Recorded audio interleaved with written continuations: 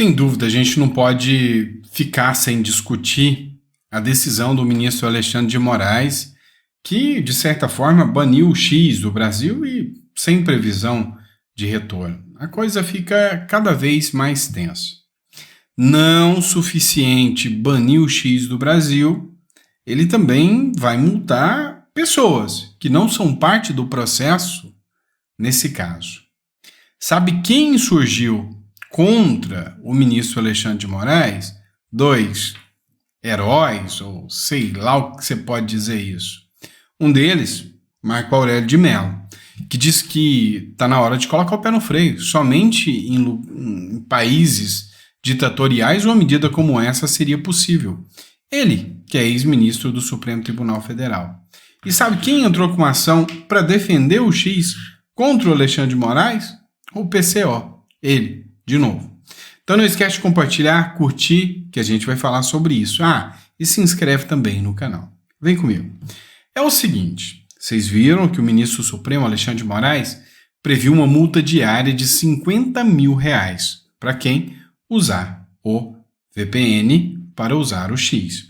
No último editorial eu expliquei que o VPN é uma forma de mascarar, né? Seria uma identidade falsa de outro país para você acessar, mas não é ilegal, tá? O uso do VPN nunca foi legal, até porque você acessar utilizando o VPN não há crime nenhum, não tem lei que preveja isso e não há crime sem lei anterior que a defina. Pelo menos deveria ser assim no Brasil. Agora, a decisão do Alexandre de Moraes é ilegal.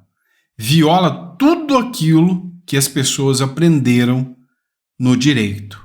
Não tem base legal nenhuma de multar as pessoas que usam VPN. O André Marsiglia fez um comentário que a gente merece uma análise sobre a decisão de multar usuários pelo uso de VPN. A decisão é ilegal. Jamais uma punição pode alcançar terceiros, não são parte do processo. Punições vinculam e estão apenas às partes.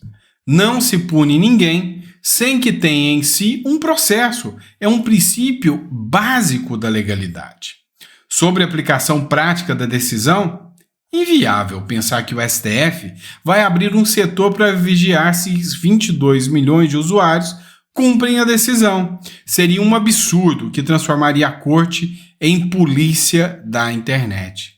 A viabilidade estaria na escolha de perfis específicos para vigiar. Nesse caso, seria uma conduta política, não jurídica, e por isso, também ilegal. A realidade é que a legalidade já passa longe de muitas decisões advindas do judiciário há tempo. E não sou eu que estou falando, não. É o Marco Aurélio de Mello. Ele escreveu o seguinte: Moraes está passando dos limites institucionais, diz ex-ministro do STF. E olha só, é interessante o que ele falou. O prazo determinado pela Justiça brasileira para que o X realizasse a indicação de um representante legal no Brasil terminou ontem à noite. Com a falta de resposta e o descumprimento da ordem judicial, a rede social poderá sair do ar no Brasil. Segundo o ex-presidente do Supremo Tribunal Federal, Marco Aurélio de Mello, as decisões do ministro de Moraes de retirar a rede social do ar em caso de não cumprimento de ordem judicial pode ser vista como um atropelo aos limites constitucionais. Olha só o que ele disse, abre aspas. É hora de temperança. É hora de tirar o pé do acelerador.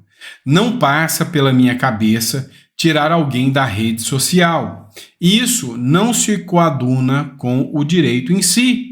Isso é o próprio a regimes autoritários. E penso que não estamos vivendo um regime autoritário no Brasil.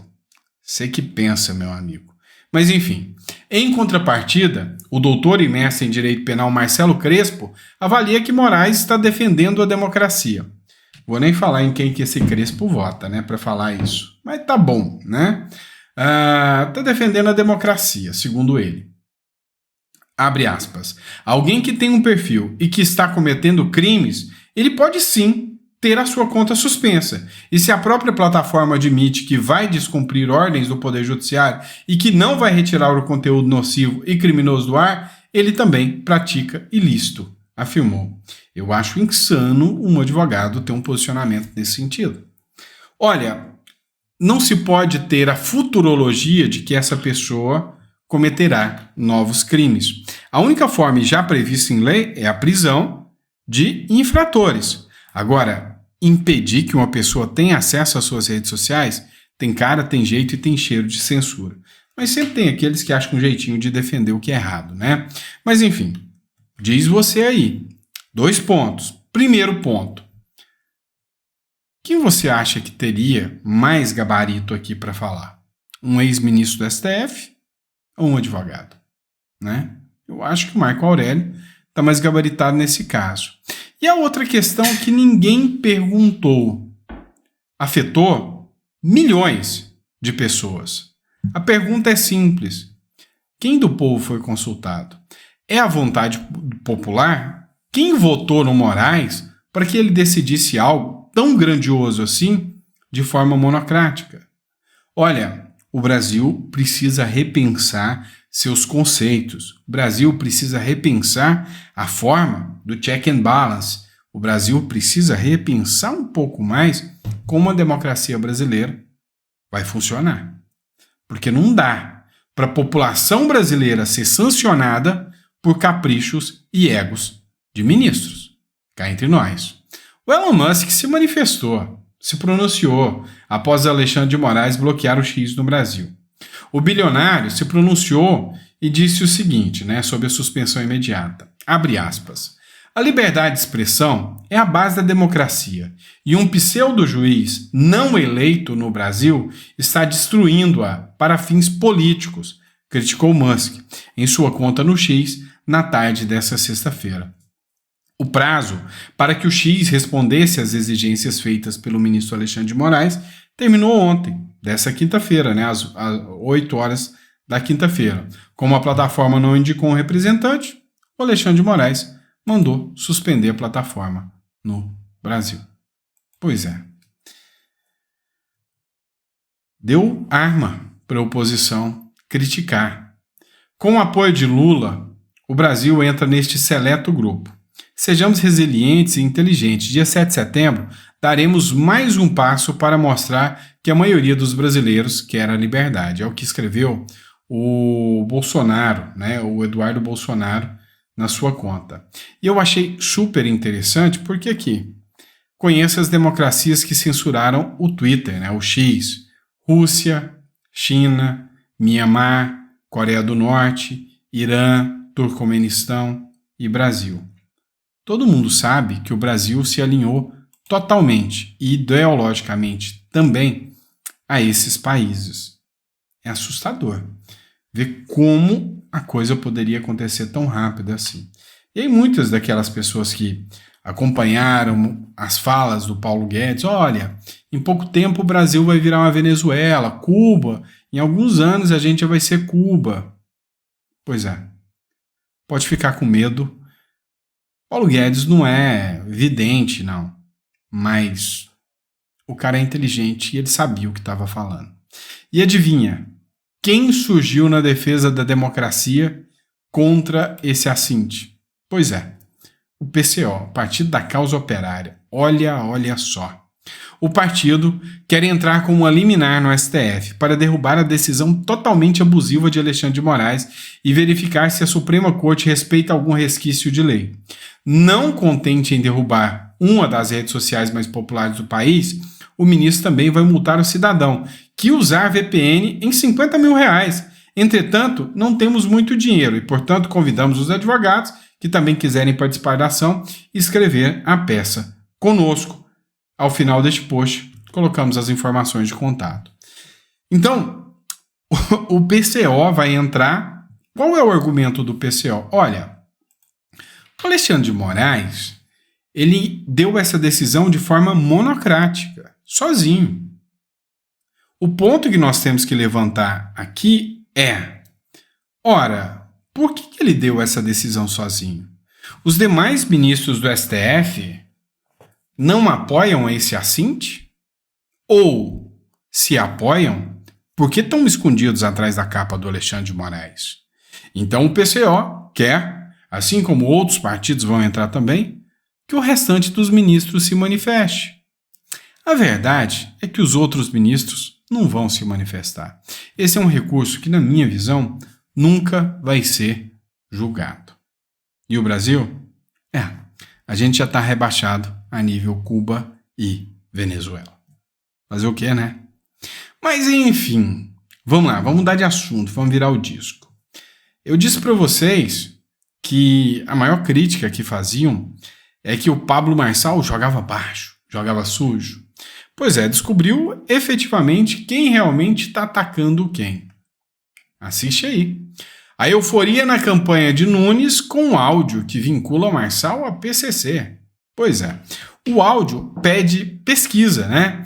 Em meio ao avanço do ex-coach Pablo Marçal nas pesquisas, tomando espaço à direita na campanha em São Paulo, a campanha de Ricardo Nunes à reeleição estava eufórica nesta sexta-feira. O motivo para a empolgação no comitê do MDBista foi o impacto de um áudio elaborado pela própria campanha, que estimula o eleitor a buscar no Google os termos Marçal e PCC. A busca é sugerida 5 vezes ao ouvinte, no áudio de 30 segundos. Você conhece o Pablo Marçal? É bom a gente conhecer, né? Então diga no Google Marçal PCC. Eu vou repetir, Marçal PCC, porque as coisas mais importantes é votar em alguém que a gente conhece. Diga no Google Marçal PCC. Você pode precisar conhecer melhor o Pablo Marçal. Então digita no Google Marçal PCC. Vou repetir, Marçal PCC. Quem é Pablo Marçal? É o que disse o áudio. Ao longo dessa sexta-feira, as buscas associando o nome do candidato do PRTB à facção criminosa cresceram no Google. É um ataque coordenado do Nunes, da Tabata, do Boulos e do Datena contra o Pablo Marçal. A minha pergunta para vocês é: sério que vocês acreditam que o Nunes não é esquerdista igualzinho os outros? O teatro das tesouras estava armado. Olha, gente, o sistema quer Nunes e Boulos no segundo turno, e qualquer um dos dois que ganhar é uma turma de partido daqui, uma turma de partido acolá. O fato é que se o Marçal entrar, ninguém sabe qual partido vai se dar bem com ele. Entenderam? Ele não tem apoio, não precisa. Ele é um cara sozinho com as suas redes sociais e com as pessoas que estão apoiando ele e quase nada de político. O cara quase que dispensou até a ajuda do Bolsonaro. Então, assim, há motivos de sobra para o desespero do Ricardo Nunes. Há motivos de sobra. Mas a grande realidade dos fatos é que esse desespero do Ricardo Nunes não vai reverter em voto. A cada dia que passa, o Ricardo Nunes perde ainda mais a moral e a credibilidade. O fato é, vão tirar o Marçal? Realmente ele vai sair? Se não, esquece, Nunes. Dificilmente você ganha do Marçal. E aí tem uma matéria interessante. Projeto de lei pode tornar Bolsonaro elegível novamente, dizem advogados eleitorais. Está rolando o projeto 192 de 2023 que estava paradinho. O Arthur Lira diz que talvez pretende deixar um presentinho final contra o Lula. Esse projeto de lei muda as regras da inelegibilidade. Ele diz que somente em situações gravíssimas, onde há perda do mandato, é que pode acontecer a inelegibilidade. Ninguém poderá ficar inelegível se não perder o mandato. E a lei penal, ela retroage para beneficiar. Então, se o Bolsonaro não perder o mandato, ele não poderia ficar inelegível. Suscitou um certo burburinho aí a favor, né, do Bolsonaro. Fato é que para isso ser aprovado ainda, vai uma longa estrada, uma longa trajetória, e não sei, sinceramente, se há possibilidade próxima de uma aprovação. Tá certo? Vamos falar de um caso aqui que me chamou bastante atenção, matéria da CNN. Essa matéria é de 2 dias atrás, tá? Do dia 28 de agosto. E ela diz o seguinte: Maduro usa boné do MST em evento e pede brigada do movimento na Venezuela. Tá. Ninguém parou para pensar como a oposição usaria isso contra o Boulos. Mas a Madalena Laxo, ela trouxe esse ponto aqui que eu gostei, tá? Gostei. Peraí, ninguém parou para pensar que o Boulos já está tendo problema para escorregar da Venezuela, né? Não quis falar de forma alguma que Venezuela não é democracia, é ditadura, e agora vai um grupo e se alinha ao Maduro, um grupo que é altamente associado ao Boulos. Lembre-se, ele é associado. O Boulos está pagando aqui por um grupo que marcou a imagem do Boulos. O Boulos é do MTSC. Como é que é? MTST. É tanta sigla que dá até para perder. MTST. Já esse outro movimento é o MST. A verdade é que ambos fazem a mesma coisa, invade propriedade dos outros e faz bajulação de ditador. É isso que eles fazem. O fato é que isso aí vai servir de munição, né? Da foto do Maduro com o MST e do Boulos com o MTMST, mostrando que na prática mesmo, a regra é que os dois são bem parecidos e são bem iguais, né? E isso é lógico que a oposição vai utilizar contra o Boulos, não tenha dúvida disso. Última matéria que eu quero tratar com vocês, e não menos importante, é a representação do Brasil aqui na América do Sul. O Lula entrou com o nariz empinado, no salto alto, falando: eu vou liderar a América do Sul. A verdade é que ninguém da América do Sul está dando atenção para o Lula. O Lula nunca envergonhou tanto o nosso país, nosso país nunca foi tão envergonhado quanto agora com o Lula. Olha a última matéria. Tem um país aqui bem próximo, um país que é digno de orgulho, Uruguai. Então, o presidente do Uruguai é o Lacalle Pou. A vice-presidente do Uruguai é a Beatriz Argimon. A Beatriz Argimon, ela veio do Uruguai aqui no Brasil, mas ela ignorou o Alckmin, foi atrás do Tarcísio. Cara, tem alguma coisa por trás disso e você precisa entender. Entenda uma coisinha. Há um protocolo. Quando um presidente sai de um país e vai num país vizinho, ele tem que visitar o presidente daquele país. Esse protocolo foi quebrado com a Argentina. O Milei veio ao Brasil, deu uma banana para o Lula e falou: vai, some daqui que eu não quero papo. Foi num evento conservador aqui no Brasil, lá em Balneário Camboriú, e deixou o Lula para lá. Então foi um desrespeito. Um presidente tem que visitar o presidente do país. Um vice-presidente, quando vem, tem que visitar também. É protocolar. Olha, eu sou vice-presidente da Conchinchina e eu vou visitar o presidente da Carochinha, o país da Carochinha. Chega no país da Carochinha, o vice daí, aqui, é o vice daqui. Vou ir e vou te visitar. Eu não sei se ela ficou com a dúvida se quem era a vice era a Janja ou o Alckmin, porque o Alckmin é tão pagadinho, mas ela veio e não quis contato mínimo com o governo brasileiro. Seria porque tem eleição no Uruguai agora e ficar perto do Lula é manchar a imagem demais? É a mesma coisa de ficar perto do Maduro? Eu acho. Eu acho. E o pior de tudo, do vice do Lula, é aquele mesmo que estava no evento lá ao lado do líder do Hamas. Você lembra o Alckmin? Líder do Hamas, estava na posse do Irã, que é uma ditadura, e aí o cara foi abatido por Israel. O mundo resolveu olhar para o último evento no Irã. Adivinha quem estava sentado do ladinho dele, quase de conchinha? O Alckmin. Pois é, seria um evento que ninguém saberia se o danado não morre. Quem quer estar perto do Alckmin? O fato é que a Beatriz Argimon veio ao Brasil, já foi direto encontrar o Tarcísio de Freitas. E as pautas? Venezuela e Mercosul. Ou seja, daqui para frente, estamos procurando um novo líder. Até os esquerdistas, até o Boric, não está querendo muito papo com o Lula. o que vai acontecer? O Tarcísio está ficando o líder do Seconsult, né, do consórcio do Sudeste aqui, e sempre que esses países querem negociar, estão abandonando os demais governadores da esquerda e estão negociando direto com o Tarcísio. Seria o Tarcísio uma espécie de presidente paralelo para tratar sobre pautas aqui da região, né, Sul, Sudeste, Centro-Oeste, contra o Lula, né? Porque ninguém está querendo mais nem chegar perto do Lula.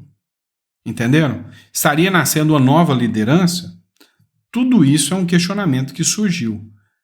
Está nascendo um novo foro da direita, foro da liberdade, para contrapor ao foro de São Paulo? Enfim, tudo isso são assuntos que ficaram, né, como uma incógnita e vai coçar muito a orelha do Lula até ele descobrir. Tá bom? Obrigado, pessoal. Fiquem com Deus. Espero que vocês tenham gostado e vejo vocês no próximo editorial.